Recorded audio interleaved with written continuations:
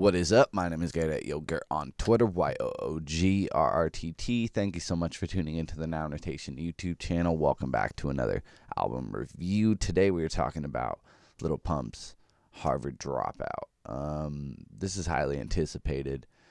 Been delayed a few times. I feel like it was supposed to come out back in August, but nevertheless, through multiple marketing stunts, and I think we're even in the middle of one with a fake beef between him and longtime friend and collaborator Smoke Perp. This thing has just been consistently, I feel like, name dropped, shouted out, teased, and to actually see it come out, like, and actually see like the Reddit thread, for instance, like, was really interesting because you're just like, okay, cool. It actually happened. It wasn't bullshit. Unlike, Gandhi, or whatever the fuck Kanye West has been working on since Thanksgiving. Those are the type of things that occur in this industry where you're just potentially hearing like a lot of random names to projects that probably will never gestate to anything in particular. In this case, it did come out. It is here. What's interesting, I do want to shout out, is he really does rap more on this album, more so than I think he's ever done.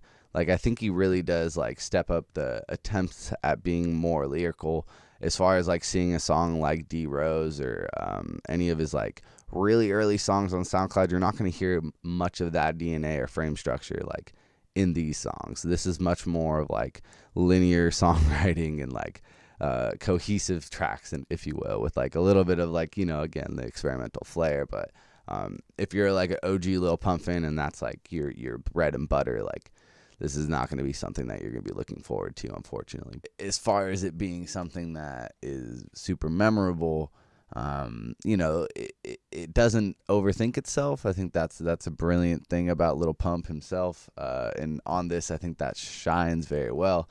I think the brilliance of what he does is that he just lets the music just exist in a way where it's not like he's trying to tell you anything in particular. He's just letting the vibe stand for itself, as well as just the overall beat making, as well as the ridiculous lyrics, as well as the fun ass flows. It all just kind of combines into this great atmosphere that really just infuses dancing your ass off and going to clubs, and that whole environment of making a banger. I think he succeeds multiple times on this thing. But what else could you really say? As far as like critiquing the bangers, you could go into that, yeah, for sure. I think the worst part where this album falters the most is that when you're in the heavy Lil Pump isms, as you are in every single track like this, it does get annoying. I think in particular there's a song called Vroom Vroom Vroom that is just the most annoying thing to me, but it just sounds like a bunch of noises that aren't really like saying anything. And again, you're not really going to find anything being said on this other than the fact that he's young, rich, likes to do drugs, and has been doing them for a long time. Like, but again, when you clicking on a Lil Pump album, like, what are you really looking for beyond that?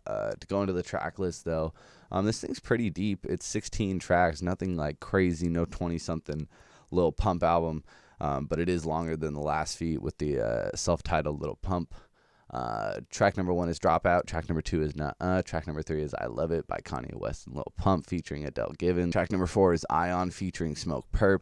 Track number 5 is For Show featuring Offset. Track number 6 is Racks on Racks. Track number 7 is Off-White. Track number 8 is Butterfly Doors. Track number 9 is Too Much Ice featuring Quavo. Track number 10 is Multi-Millionaire featuring Lil Uzi Vert. Track number 11 is the aforementioned Vroom Vroom Vroom.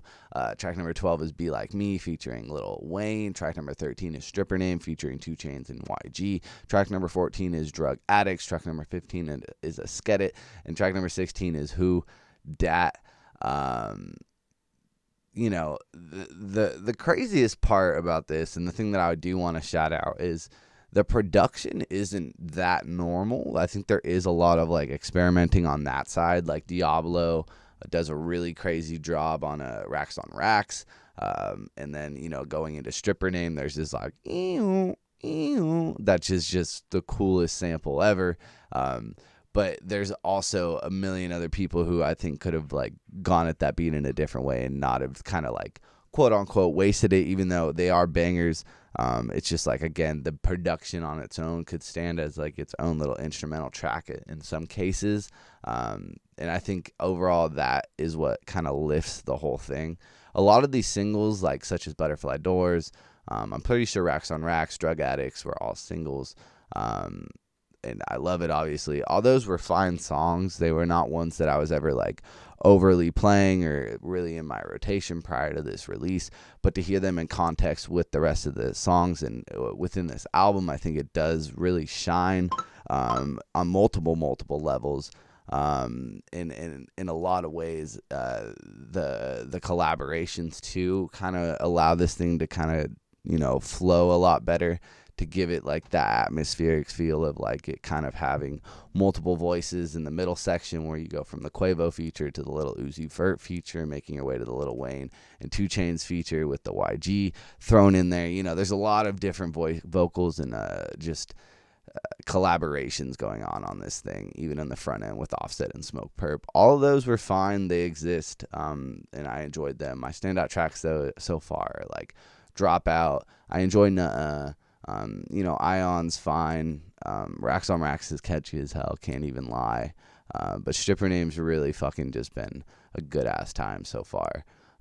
I think that one and Be Like Me is also a good one. Lil Wayne has a fun ass verse where he's kind of just, I think that the like the connection between, like, if you were to draw a line between like Lil Wayne and then Lil Pump now, it's so interesting to see like the similarities and like the inspiration coming from one another, and the inspiration that like I think is well within the DNA of what Lil Pump is. Like if you take, you know, Gucci Mane as well, you throw those two in there, and you can't really have either of those without, or you can't have Lil Pump without either like Lil Wayne or Gucci Mane to kind of exist prior in the game. So to see that collaboration was really cool.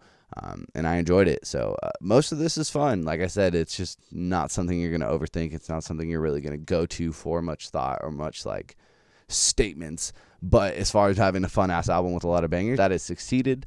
And yeah, I hope to see what up with Lil Pump. Hopefully it doesn't take 17 years to get another album out, but I am excited, and hopefully there will be some really experimental album in the future, because if anything, the really crazy beats just kind of made me be like, okay, but go super weird now, like super fucking weird, like just go for it. Like you're a fun ass guy with a lot of personality. I think you could do some stuff. But let me know in the comment section below, what did you think of this album? Thank you so much for all the support on this channel. Follow me on Twitter at YoGRRT, YoogRRTT, Instagram as well. Now notation on those 2 platforms as well. Thank you so much. Take care of yourselves, and that is all, folks.